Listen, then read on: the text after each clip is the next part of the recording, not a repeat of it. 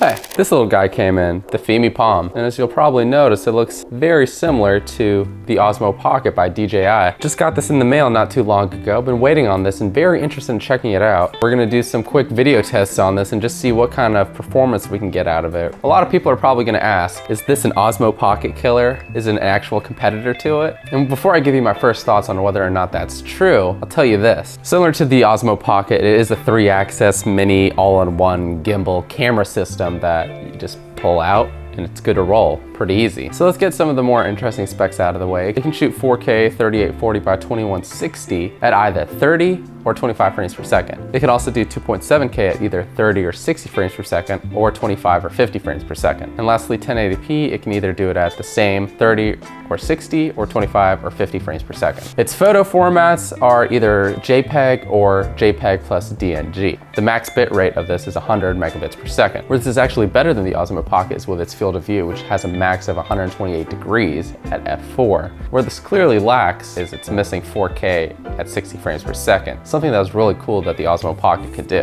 I'm gonna go ahead and take some shots outside. We're gonna break down that footage. While I'm shooting some of these shots here, I'm actually gonna give you some of my pre-thoughts, kind of what I am anticipating this Osmo killer to be like. So let's see if the hype's worth it.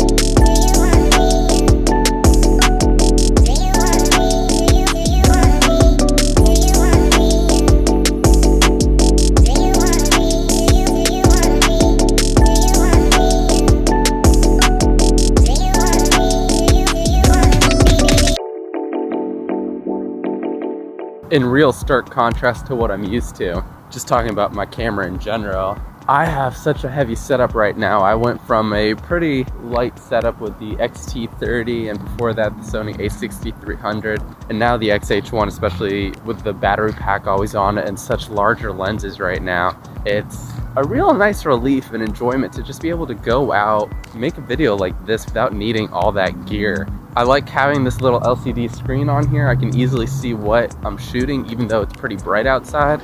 You can see as I pass through some different lighting here how differently this does or does not change. I have the ISO set to manual at 100 and right now we're shooting at 4K 30. The other really nice thing, and this is in comparison to the Osmo Pocket, is going back to that wider field of view. The Osmo Pocket was so narrow that if I didn't hold my arm out, basically equivalent to that, my face would not be in frame and it would lose track of me really easily. So just to show you how wide this is, obviously that's my finger in frame, pretty close to it. This makes it look like my hand is far further than it really is. Let's go down this way that I may or may not get jumped at, but we're gonna try to keep it as safe and smart as possible today. If we hold down our center joystick button, it allows us to digitally zoom in up to 3 times. I doubt that looks any good, and chances are I would never do it. If I wanted to zoom in, I would do it in the post-edit. I guess if you're doing some kind of quick social media video and you want to post it really quickly without the need to edit it using anything else, then sure, that's an option, and it's cool that you have the option. I just can foresee that not looking really cool. But let's flip it around and actually see what else we can do here. So I'm standing relatively close to this wall here, and we're able to kind of get this nice punchy colors with a really overcast sky there. Slowly turning my hand. More of a walking test. Now here's me trying to go as slowly as possible.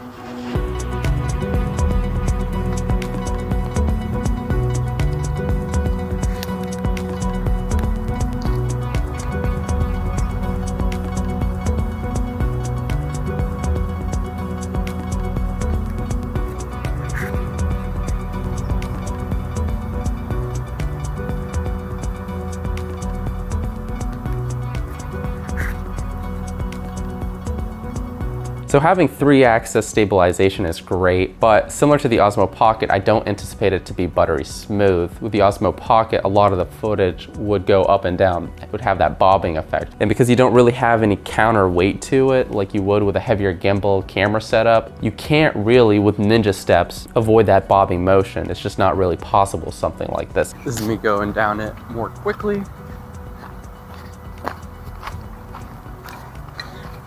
Running. Oh, jogging. This is running.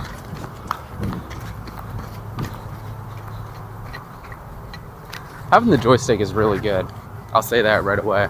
Compared to the Osmo Pocket, which I think was just exclusively touchscreen, this is way better. Having a physical dial and get more tactile, more precise movements out of it, far better. I wish I could control the speed a little more easily. If we switched to our smartphone, I'm sure we could. I was most surprised by how easy it was to also use its app. And I found the setup to be straightforward, and you had an abundance of options and settings within the app that were very comparable to the ones on the Osmo Pocket's app. Virtually controlling this with the app was a little tricky and hard to get precise movements. However, I think the ease of connectivity without the need of any additional accessories more than makes up for it. 4K 30 ultra wide, 4K 30 Superscope, 1080p narrow,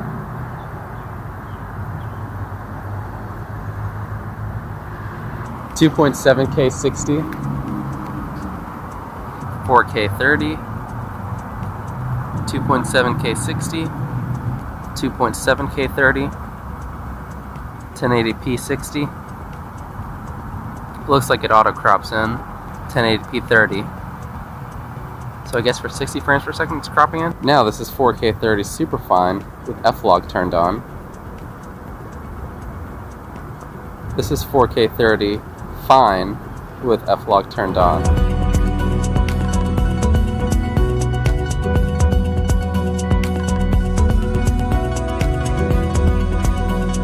For the remainder of this video, let's try it in F-Log and see what color grading that can be like. Grease theft is illegal. Who's stealing grease? This is pitch lock.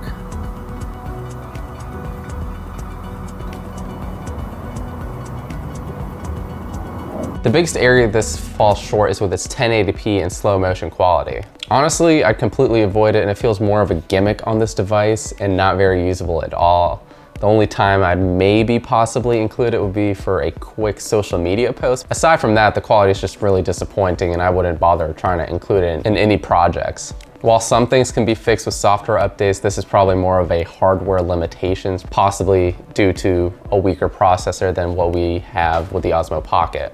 And that's not to say that all your slow motion footage is going to be completely unusable. So when you look at the details, it's clearly missing there, and there's a lot of compression, especially when you compare it to 1080p non-slow motion as well as 2.7K and 4K modes. The Osmo Pocket produced far better slow motion capabilities, so if that is one of your main purposes with this device and you're comparing between the two and you have the budget for it, the Osmo Pocket's going to be the better option here. In short, I'm genuinely impressed with this little guy. I came into this review with relatively low expectations for what I thought was pretty much an Osmo Pocket wannabe, yet something that I didn't really think would be much of a comparison to it. It's actually good at getting really nice 4K footage, which is very usable, and something that I'd actually be comfortable complementing my other videos with this as B-roll for. One of the biggest things going for it, I think, is that 128-degree field of view, which really helps set this apart from the Osmo Pocket with its narrower field of view, making it it far more difficult to film yourself. And while the Osmo Pocket does have the optional wide angle lens accessories that you can get for it,